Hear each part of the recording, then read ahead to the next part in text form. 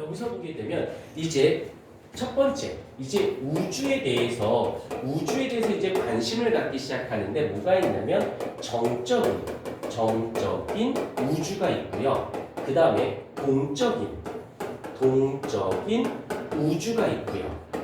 그 다음에 여기서 먼저 하고 그 다음 가서 갈게요. 첫 번째 뭐라고 했냐면 정적인 우주. 정적이라는 건 고요하다는 뜻이고 동적이라는 건 움직인다는 뜻인데 우주는 고정되어 있어.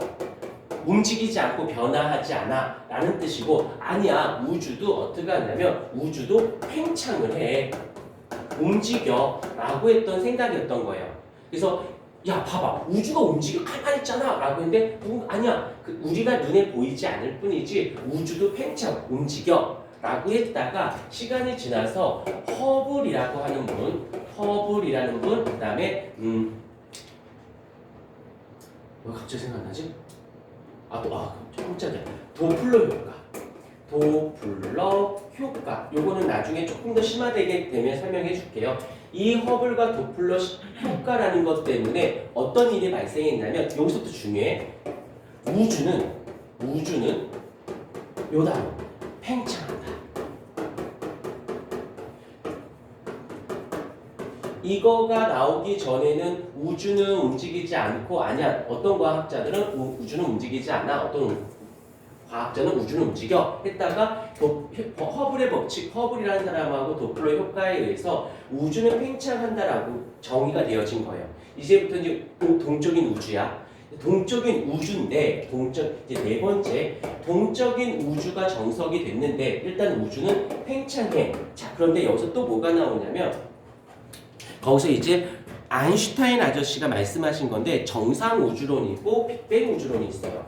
정상, 그냥 듣기만 해, 이건 외우는 거 아니고 아 그렇구나 라고 끝내셔도 돼요. 왜냐면 안 외워도 문제 풀다 보면 알게 되는 거라서. 정상 우주론이 있고 또 하나는 빅뱅 우주론이라고 있습니다. 이게 어떻게 다른가요? 라고 한다면 전제 조건이 있어. 조건은 어찌됐건 우주는 팽창하는 거 맞아. 얘도 팽창하는 거 맞아. 그런데 둘 다 팽창인데 방법론에서 조금 달라. 이제 그림을 통해서 살짝 보여줄게요. 우주가 요만했다가 우주가 팽창할 거예요.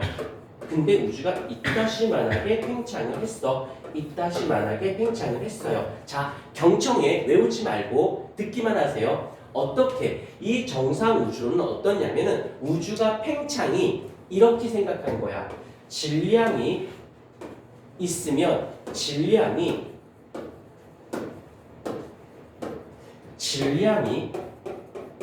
물체가 증가를 해요. 그 물체가 3개 있는 거랑 물체가 6개 있는 거랑 부피가 더 커지겠지. 개수가 많으면 그만큼 차지하는 공간도 많아지는 거잖아.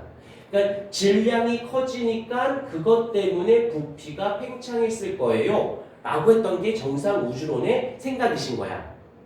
그런데 이 빅뱅 우주론에 말씀하신 분은 글쎄 나는 좀 생각이 다른데, 어떻게? 질량은 고정, 질량은 일정한데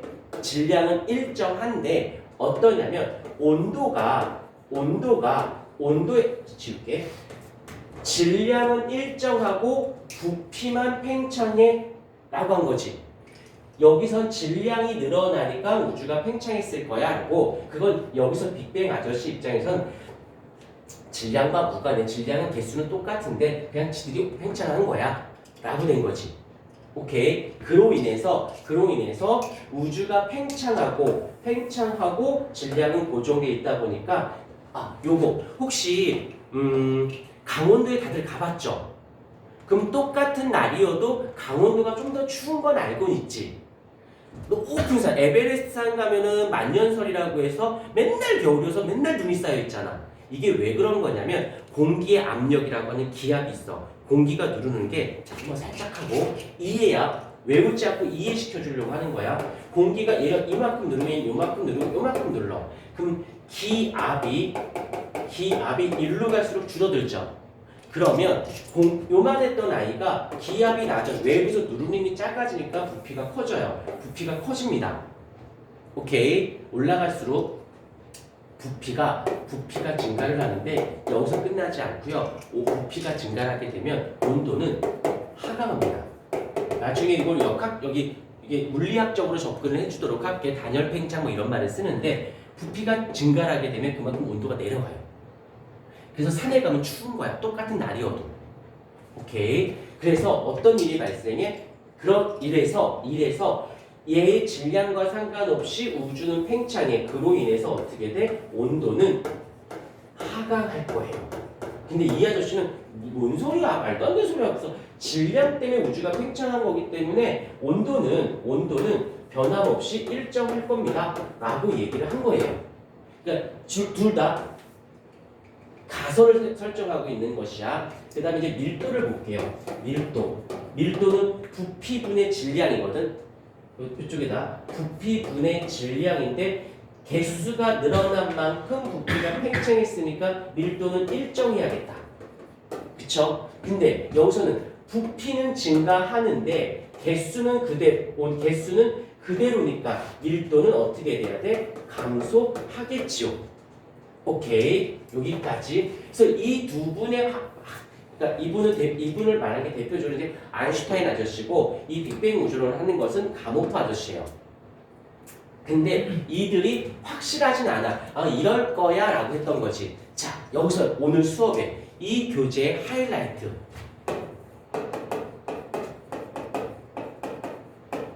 이제 요거가 내가 써줄 거고 이게 그렇겠군 하면 이제 여기 과정이 끝난 거야. 보여줄게. 하이라이트. 이 둘 중에서 누구 말이 맞느냐 라고 하면 여기서 빅뱅 우주론이 정설이 됐어요. 얘는 틀린 말이야. 얘는 맞는 말이고. 믿고 싶 그냥 네가 맞는 말 할래 할 수 없어. 그렇다면 왜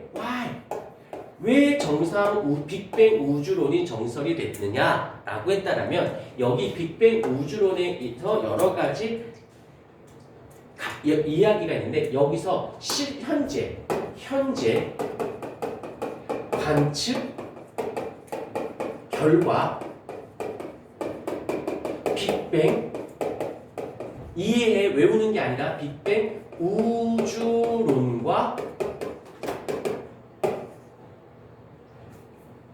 우주론이 성립함을 발견한 거예요. 여기서 정상 우주론 이렇게 됐을 거야 라고 하고 빅뱅 우주론 이렇게 됐을 거야 라고 했는데 현재 와서 관측을 해보니까 이 빅뱅 우주론이라고 하는 아저씨가 해놓은 이 개념들이 성립함을 알아낸 거네. 그러면 이제 자 외우는 거 아니야? 책도 보지 마. 이해만 해줘야 돼. 외우는 건 니네가 집에 가서 하고 이해가 먼저고 내가 영상을 찍어놨으니까 듣다가 잘 이해가 안 되면 영상을 보세요. 책 보고 다시 공부하지 마. 영상으로 기억해. 그래서 문제를 내가 다 풀어줄 테니까 성립함을 알게 된 거야. 그 중에서 대표적으로 뭐가 있느냐? 첫 번째, 뭔지 모르셔도 돼요. 하지만 이 수업 끝날 때는 얘가 뭔지 알고 있어야 돼. 우주 배경 복사라는 단어가 있고 두 번째는 수소의 질량비와 수소 원자 핵과 헬륨 원자 핵의 질량비가 이게 3대 1. 자, 듣기만 해. 이 빅뱅 우주론의 가모프 아저씨가 자기가 만든 가짜 가설을 통해서 얘를 주장했어요. 누가? 빅뱅 우주론 가모프 아저씨가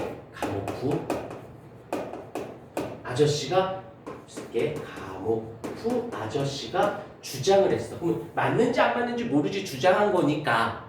그런데 요게 나중에 실제 관측 결과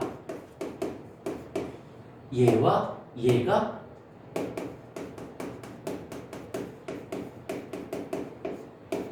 관측 결과 맞는 이야기가 된 거야.